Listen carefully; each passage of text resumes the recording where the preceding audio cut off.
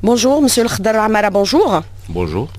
Alors, nous ne sommes plus qu'à quelques jours du début de la campagne électorale qui va débuter le 9 avril prochain. Du côté de l'administration, tout est fin prêt, tout est consolidé au jour d'aujourd'hui. Monsieur Amara? Tout est fin prêt, tout est consolidé. Alors, on a vu qu'il y a eu les listes de candidatures sont aujourd'hui connues. Elles sont passées par les deux filtres, celui de l'intérieur et des collectivités locales, celui des tribunaux administratifs. Sur les 1088 listes, un peu plus de 900 ont été retenues. C'est les chiffres exacts, monsieur Amara, ou il y a d'autres chiffres à nous communiquer ce matin encore? Oui. D'abord, il y a eu le dépôt de 1088 listes. Et en définitive, il y a 940 listes qui sont retenues. Mais je dois préciser qu'on ne peut pas parler de filtres. Il y a un niveau de dépôt de candidature et d'étude des candidatures et donc de décision. Et puis il y a un niveau de recours, en cas de rejet, c'est le tribunal administratif. Et bien sûr, ce niveau, par rapport au recours qui a été introduit, a fait son travail. Donc les listes définitivement retenues par l'administration, c'est 940. Il y a eu 181 rejets de listes. Et donc, sur les 181 rejets de listes, il y a 33 qui ont été, réhabilités par une décision judiciaire. Et donc, le reste des listes, 147 qui ont été rejetées définitivement. Alors, il y a des recours qui ont été retenus par le tribunal administratif, 33, vous l'annoncez actuellement, mais est-ce qu'on peut avoir les détails sur, par exemple, les raisons de rejet de certaines listes, notamment les 181 listes? Concernant les rejets de listes, la plupart, un peu plus de 60%, c'est dû la question des souscriptions de signatures, soit qu'ils n'ont pas atteint le nombre requis exigé par la loi, soit que l'absence carrément de PV du magistrat concernant les souscriptions de signatures. Sinon, c'est des listes pour lesquelles il n'y a pas le nombre de femmes requis, ou bien les doubles candidatures. Voilà un peu les raisons. Ou bien c'est des dossiers incomplets. Alors, il y a eu ces révisions exceptionnelles du fichier électoral avec la convocation du corps électoral. Précédemment, il y a eu la révision ordinaire. Peut-on considérer qu'avec la numérisation aujourd'hui totale du fichier électoral, et c'est une première en Algérie par rapport à cette élection, c'est la première fois où nous disposons d'un fichier électoral totalement numérisé, les chiffres sont consolidés, authentifiés, impossible de manipulation telle que dénoncée par le passé par certains partis politiques qui étaient en lice pour les élections, monsieur Amara? Beaucoup s'est dit sur le fichier électoral. Beaucoup s'est dit. Mais c'était des annonces comme ça, sans preuve probante, sans études particulières. Mais aujourd'hui, nous avons la prétention de dire qu'avec l'apport des nouvelles technologies de l'information et de la communication, nous avons apporté énormément d'améliorations au niveau du fichier électoral en termes d'assainissement. Et nous avons la prétention, avec ces nouvelles technologies, nous avons la prétention à l'avenir de passer disons, je dirais, de la notion d'assainissement à la notion de gestion permanente du fichier électoral par le biais de la numérisation de l'état civil et par le biais des croisements que nous sommes en train de faire et qui se fera à l'avenir d'une façon régulière entre l'état civil, par exemple pour s'il y a des décès, ou bien par rapport aux applications informatiques qui concernent le contrôle des doubles ou multiples inscriptions. Est-ce qu'on peut avoir quelques chiffres consolidés puisque nous sommes un peu plus de 23 millions d'électeurs? Oui, nous sommes à 23 251 503 électeurs à l'issue de la révision exceptionnelle des listes électorales. Et cela est le chiffre définitif qui concerne donc les électeurs qui seront concernés par l'élection du 4 mai prochain. Et par rapport aux décès, combien ont été radiés des listes électorales? Puisqu'on disait que par le passé aussi, on faisait voter des morts. Or que là, il y a eu quand même, avec cette révision, consolidation des chiffres. Écoutez, quand on avait posé cette question,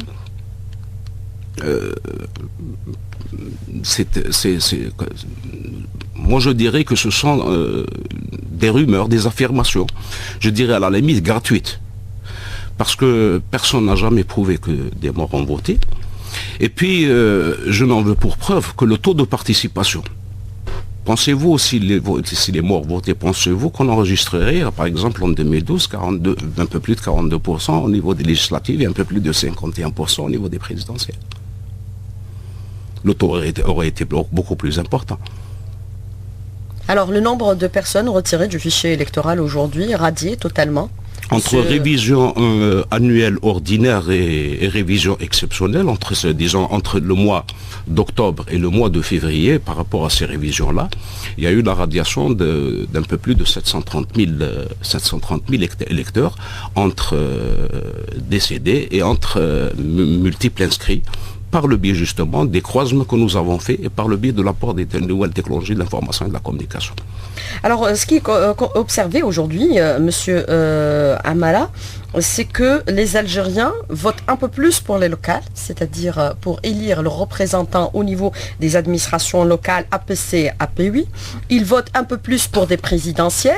On en veut pour chiffre, par exemple, le taux de participation lors de la dernière présidentielle, celle de 2014. Il y a eu un taux à peu près un peu plus de 51% d'électeurs qui ont voté.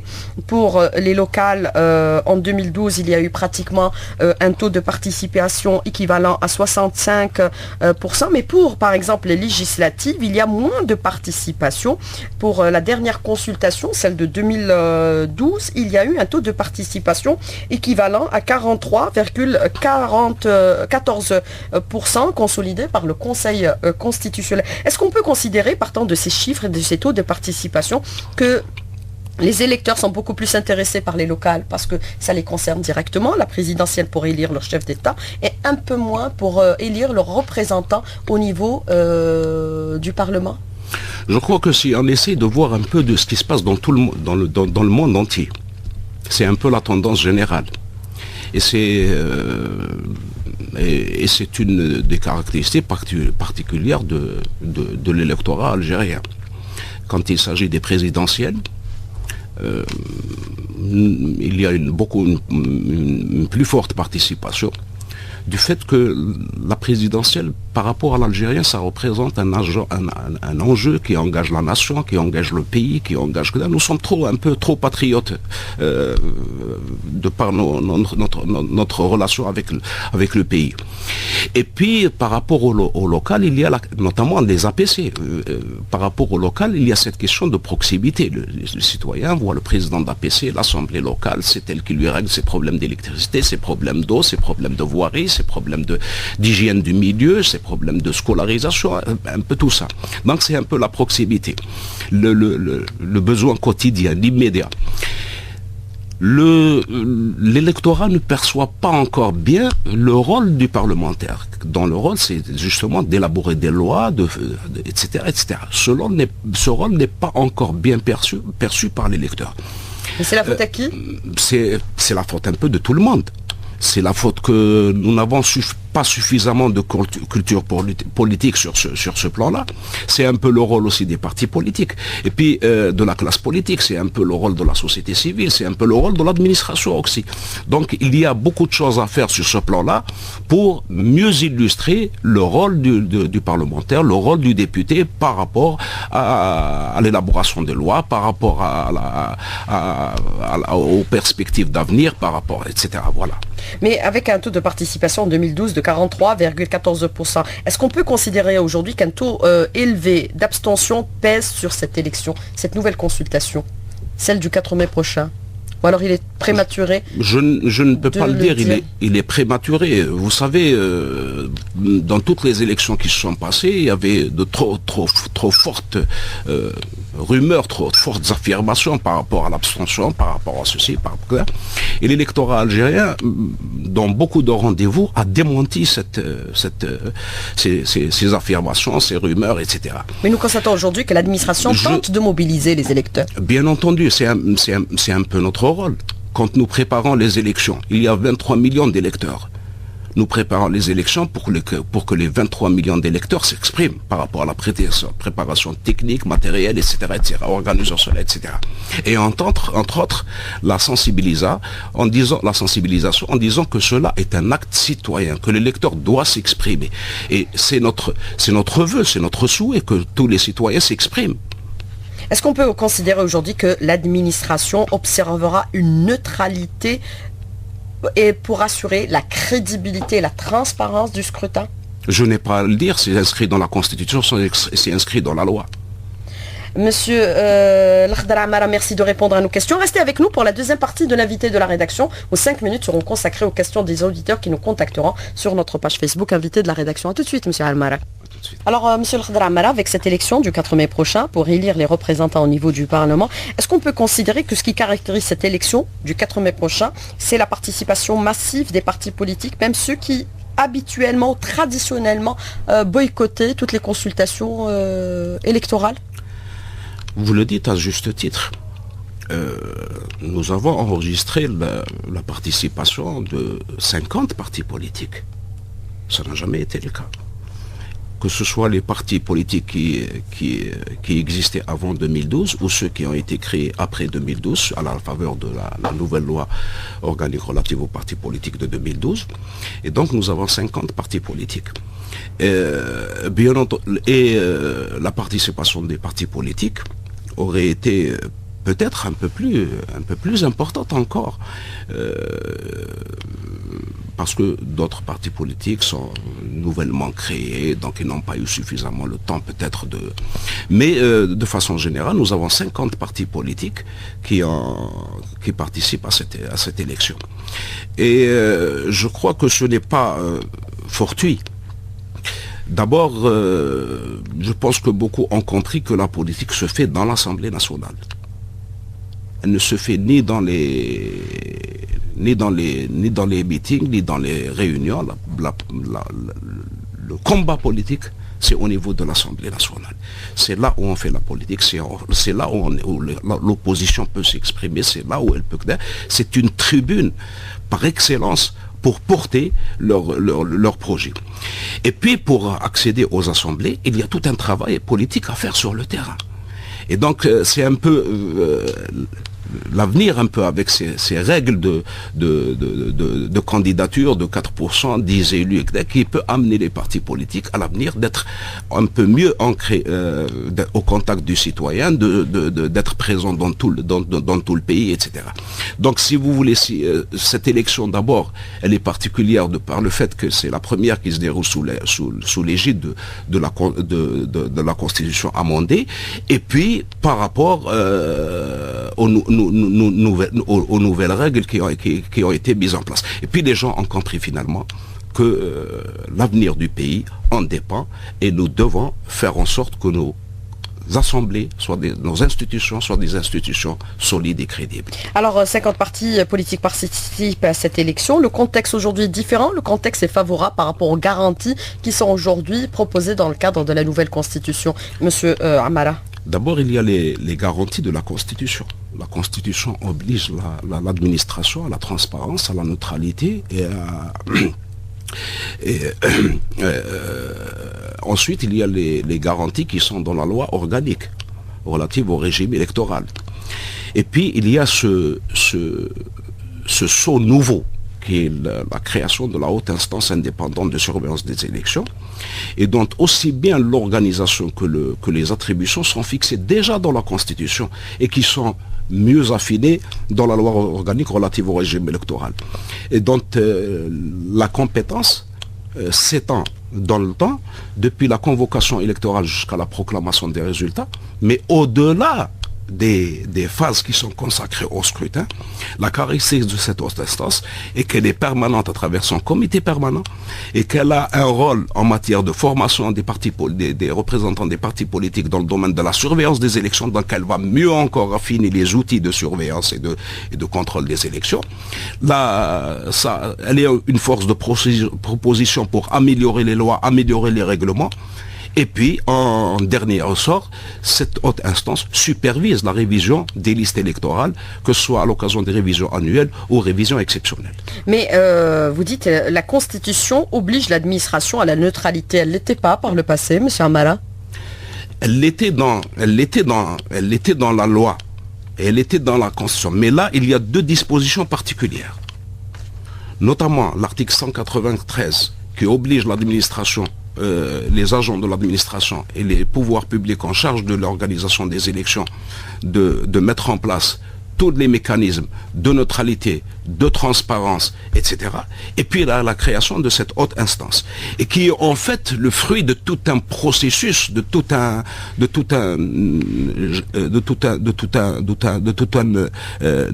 une évolution qui est en train de se mettre en place depuis 97, 2000, 2007, 2008, jusqu'aux réformes qui ont été engagées en 2012 et qui ont abouti aux lois organiques de 2012, qui a consacré certaines dispositions liées à la transparence et aux garanties. Alors aujourd'hui, il y a 50 partis politiques qui participent. Lors de la consultation ou des élections de 2012, on a vu la participation de 17 nouveaux partis agréés. Il y a aussi certains partis agréés qui participent pour cette élection. Est-ce qu'on peut considérer qu'à l'issue, certains vont disparaître parce qu'ils n'ont pas d'assises populaires ? Ou ils pourraient disparaître? Non, je ne dirais pas cela. Avec aussi, bien sûr, les taux fixés de 4% de participation pour des représentations. Non, je ne dirais pas cela. Je ne dirais pas qu'ils vont disparaître. On peut avoir l'émergence de nouveaux partis, les gars. On peut avoir 300, 400 partis politiques. Il n'y a pas de raison qu'il n'y ait pas de partis politiques. Maintenant, en termes de stratégie politique, il peut y avoir des convergences politiques. Nous l'avons vu, des alliances, des convergences politiques. On le voit maintenant. Exactement, et ça commence à porter ses effets, ses fruits, et j'espère que cette tendance à une reconfiguration, la mise en place d'une lecture beaucoup plus lisible du paysage politique va s'affirmer davantage. Mais certains considèrent déjà qu'il y a 3 familles pratiquement politiques en Algérie. Il y a les républicains, les islamistes et les démocratiques. Il faut aller vers cela. C'est ce que le commun des citoyens peut relever en regardant un peu le schéma politique. Mais avec ce nombre de partis politiques, le citoyen n'arrive pas à voir cela. Et puis, cette possibilité donnée d'alliance, etc., va favoriser cette aisance dans la lecture du paysage politique. Alors, est-ce qu'on peut considérer aujourd'hui que les partis politiques, le jour du scrutin, peuvent se déployer au niveau des centres et bureaux de vote également, parallèlement à la haute instance indépendante de surveillance des élections? Bien entendu. Ça a été le cas dans la loi de 2012, ça a été reproduit dans la nouvelle loi organique. Les partis politiques ont le droit de se faire représenter aussi bien au niveau des centres de vote qu'au niveau des bureaux de vote, à raison de 5 représentants de liste dans chaque bureau de vote. Et puis, ils ont leurs représentants au niveau des commissions électorales communales et au niveau de la commission électorale de Wilaya. Et puis, ils assistent aux opérations de vote au niveau du bureau de vote depuis l'ouverture jusqu'à la clôture, jusqu'au dépouillement qui est public, jusqu'à le droit de se faire remettre une copie du procès-verbal de dépouillement. Séance tenante au niveau du bureau de vote. Est-ce que les partis peuvent disposer du fichier électoral? Bien entendu. Au niveau de leur circonscription, pas le fichier national. Bien entendu, bien sûr, n'est concerné par le fichier électoral que celui qui s'engage dans une circonscription et qui le concerne en termes de candidature. Donc chaque représentant de liste peut avoir les listes électorales de la circonscription dans laquelle il est candidat. Et puis,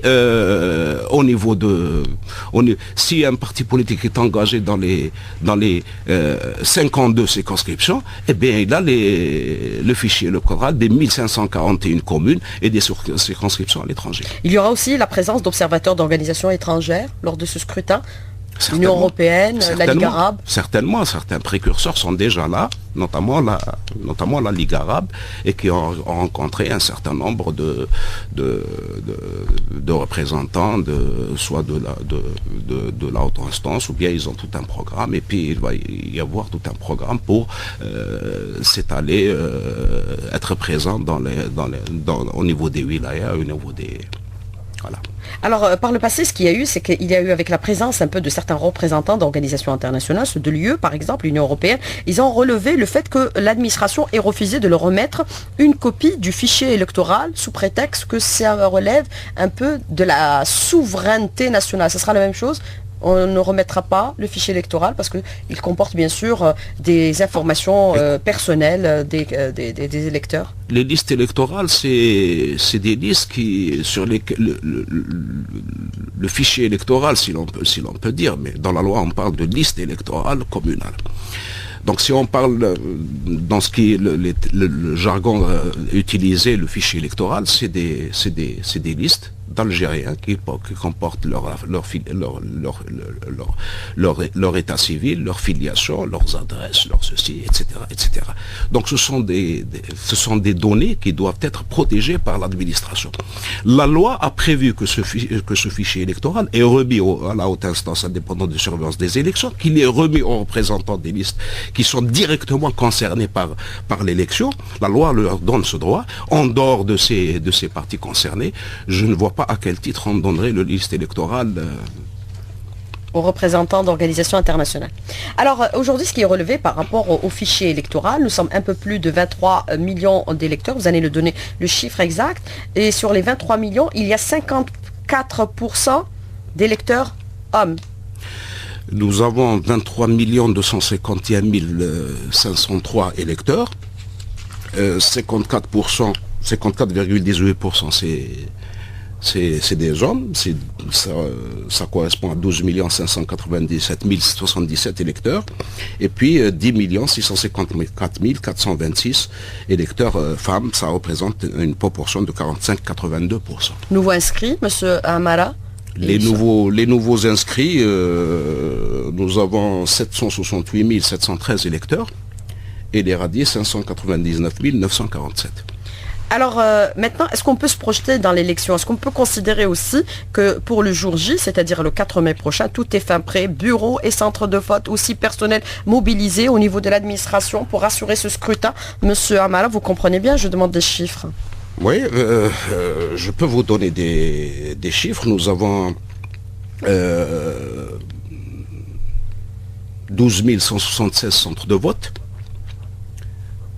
dont 61 au niveau des 4 zones géographiques qui concernent l'immigration. Et puis nous avons 53 135 bureaux de vote, dont 390 au niveau des 4 zones géographiques concernant l'immigration. Pour l'ensemble des bureaux de vote, nous avons 52 969, ce sont des bureaux fixes, et puis 166 bureaux itinérants qui concernent certaines localités au niveau du sud. Et qui démarreront, bien sûr, la consultation avant le nord. Qui démarreront 2 jours avant. Donc voilà pour ce qui concerne les bureaux de vote. Tout est fin prêt. Bien entendu, les élections, c'est tout un calendrier. Et à chaque phase correspondent des délais particuliers. Et donc, nous avons terminé avec la révision exceptionnelle, les listes électorales. Maintenant, nous avons terminé avec les candidatures. Nous préparons la campagne électorale. Il y a un peu plus de 4700 structures qui sont retenues pour la campagne électorale. Il y a eu la semaine dernière au niveau de la haute instance indépendante de surveillance des élections, l'organisation du tirage au sort pour ce qui est de l'affectation des chiffres. Des numéros qui sont affectés aux partis politiques.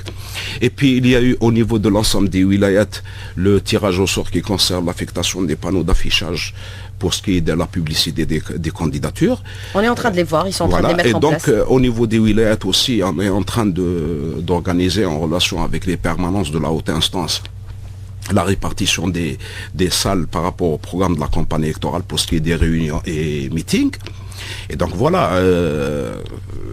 Et puis, par ailleurs, nous avons d'autres choses à préparer. Comme la mobilisation de la ressource humaine. La plupart des documents électoraux sont déjà au niveau des wilayats. Il y a une partie qui, à chaque phase correspond à des travaux particuliers. Alors, l'une transparente, généralisée à travers tout le territoire. En matière d'encadrement, nous avons, pour ce qui est des centres de vote et bureaux de vote, nous avons un peu plus de 500 000 qui vont encadrer les centres de vote, les bureaux de vote, les commissions électorales, etc. 500 000 personnes mobilisées. 500 000 personnes, oui. L'urne transparente généralisée à travers tout le territoire national? Depuis de longues années. Alors, des questions des auditeurs. Pour économiser, bien sûr, et ne pas gaspiller trop d'argent, est-ce qu'il n'aurait pas fallu organiser des élections législatives et locales à la fois? Monsieur Amara, puisque les locales, on y va vers le mois de novembre prochain. Oui. Vous savez, c'est une question qui est posée. Je vais vous illustrer un petit quelque chose. Quand on est dans un bureau de vote, si je vous donne certains chiffres, dans chaque bureau de vote, nous allons faire disposer des membres du bureau de vote avec des représentants de liste. Pour chaque scrutin et pour chaque bureau de vote, il faut son encadrement.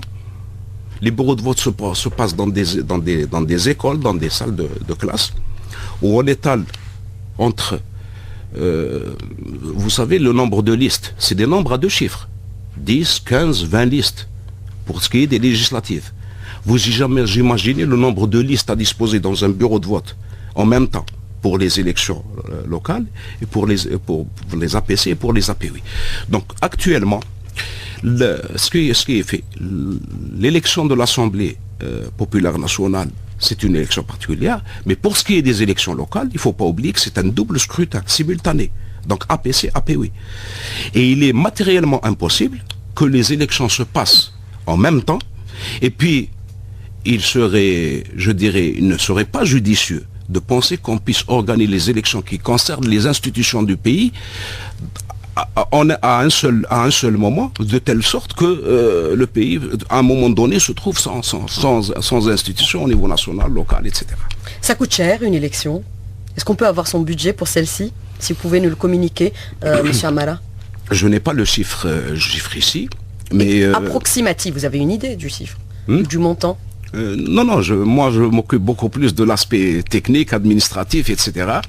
Et ça coûte ce que ça coûte, une élection. Ça ne coûte pas plus que ça ne devrait pas coûter. En tout cas, ce n'est pas au-delà de ce qu'elle a coûté en 2012. Alors, est-ce qu'il y a des lignes rouges à ne pas franchir pour les partis politiques durant la campagne électorale aujourd'hui? Ne pas toucher, bien sûr, à la stabilité du pays, les constantes nationales. C'est inscrit dans la Constitution et c'est inscrit dans la loi organique. Si quelqu'un dérape, vous agissez, vous réagissez, ou c'est l'instance indépendante de surveillance qui est saisie?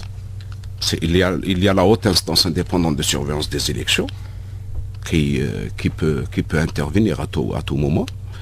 Et puis, il y a des services compétents pour cela. Alors, autre question d'un auditeur qui vous dit, pour considérer ces élections comme étant élections concluantes, y a-t-il un seuil de participation qu'il faut atteindre, un minimum et un maximum? La loi ne fixe pas de seuil. C'est-à-dire avec 30% de participation, on valide quand même l'élection? La loi ne fixe pas de seuil pour valider une élection. Et plus la participation est importante, plus l'élection est crédible, plus l'Assemblée est confortée, etc. Est-ce qu'on peut considérer aujourd'hui que l'abstention est un acte politique, un acte de sanction, monsieur Amara? Et est-ce que l'abstention peut profiter un parti par rapport à un autre? L'auditeur vous rappelle ce qui s'est produit en 91. L'abstention est un acte politique par ses conséquences. Je m'explique.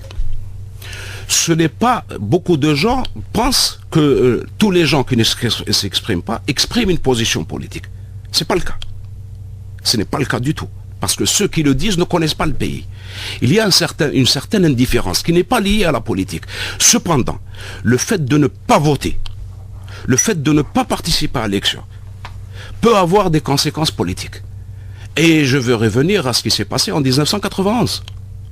où une certaine force politique a raflé toutes les assemblées locales. Et vous savez également ce qui s'est passé au niveau de l'Assemblée nationale par le fait que beaucoup de citoyens, parmi l'électorat, étaient quelque part démobilisés sans pour autant être des sympathisants de cette force politique. C'est l'abstention qui l'a fait gagner. D'où l'intérêt à participer pour qu'il n'y ait pas une force politique hégémonique. Alors aujourd'hui, dernière question, certains auditeurs vous disent aujourd'hui que tout est joué d'avance. Donc à quoi ça sert de participer à cette élection? Est-ce que c'est le cas, M. Amara? Dans l'esprit des gens, en tout cas, c'est la question qui revient souvent dans les questions des auditeurs. Pas du tout. Au contraire. Nous demandons aux citoyens de participer, aux partis politiques d'être présents, de vérifier de visu que les élections se passent dans la transparence, que le dépouillement est public, etc. Maintenant, quand on reste chez soi, on peut affirmer ce qu'on veut. Alors, dans le cas où les islamistes remporteront les élections du mois de mai prochain, est-ce que le vote sera validé? Alors, on est toujours dans le scénario de 91, c'est la phobie de cet auditeur. Je crois que l'électeur algérien... Le meilleur gagnera, c'est ça? Le meilleur gagnera, c'est la démocratie. Et je crois que l'électeur algérien a compris depuis longtemps ce qu'il doit faire. Monsieur El Khadr Amara, merci d'avoir répondu à nos questions et d'avoir été en direct avec nous ce matin dans le studio. Merci beaucoup. Bonne journée. À bientôt. Merci.